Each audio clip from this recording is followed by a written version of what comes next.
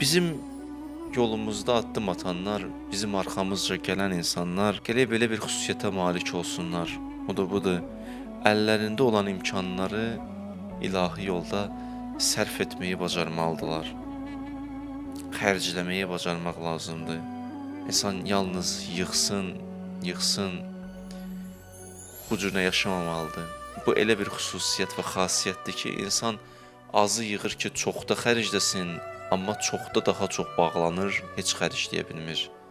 Gərək azdan başlayasan. Əgər bir insan az vaxtı xərcləyə bilmirsə, çox vaxtı çətin xərcləyə bilər. Çox olanı çətin xərcləyə bilər. Çünki çoxun çox bağlantısı var. İnsanı özünə çox bağlayır. Çox əlinə imkanat gələndə artıq yadından çıxır ki, niyə qazanırdı onu. Artıq əvvəl qazanırdı xərcləsin, indi qazanır ki, hələ yığsın.